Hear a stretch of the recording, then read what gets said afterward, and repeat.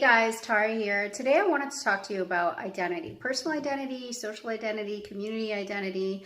Basically, identity is a collection of attributes that we identify ourselves with. Sometimes we associate it with our ego self. And I feel like we're all slightly being affected by this right now, in this feel of loss of identity, as our freedoms are taken away from us, even though for a good reason, and we're not working in our normal environments. Many of us are working from home, or unfortunately have lost our jobs or changed our work. That's really affecting us. And if you're the class clown or the person who brings all the jokes to the water cooler, the driver in the meeting, obviously working from home, all of that can be shifting, as well as your social hangout times with your friends and how you show up in the world in your personal life.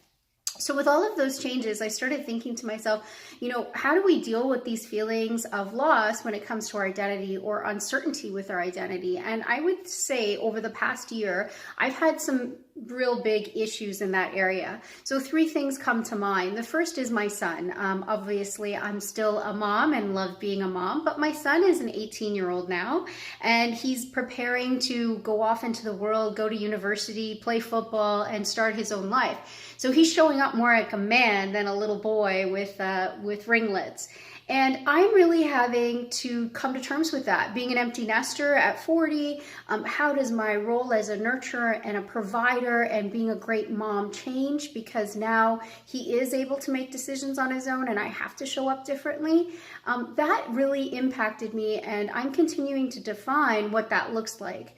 The next area is my health. Like, as you know, or may not know, I had a stroke in December, and I have always been someone who takes my health very serious. I look at my mind, body, and spirit, and I watch what I put into my body, and I try to be overall very healthy.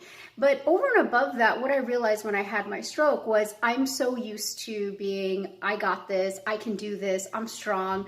One of my girlfriends said, "No, Tara, not you. You can't have a stroke because that means the sky is falling like Chicken Little." And it made me realize, no, I just need to be more open for help. I am human, so, I do fall down, and sometimes I need help to get back up. And so the real vulnerable lesson there is, like, I don't always have to push so hard and take care of myself. There are others who love me, and I gotta give them the space to stand up. But that changed my identity quite a bit.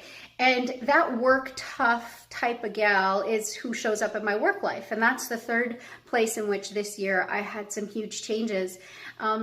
I've always tried to be a driver in the community and create communities of practice and really be the best I could be professionally. And a lot of who I think I am was tied to that success professionally.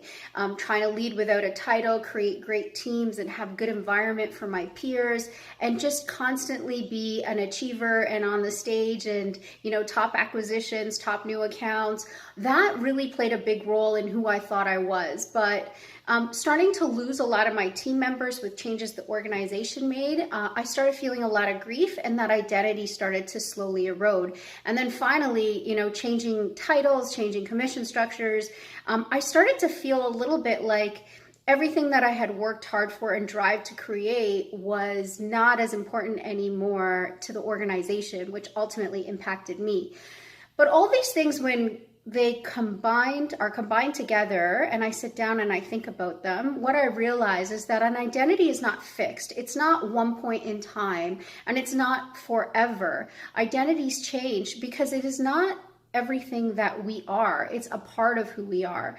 And unless we're willing to change and grow with the times, we'll never be able to fully experience what we have to bring to this world.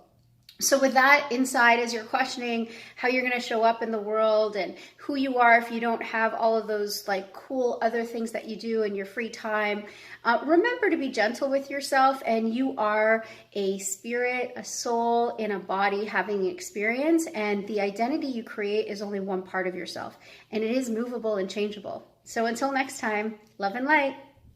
Thanks so much for watching. Subscribe and follow me. And also, if you want some other content, hit me up on Tara Mishral Speaks on Instagram, or join my inner circle at taramishral.com. You will be the first to receive new content when it drops, as well as the first to get the Women's Spotlight.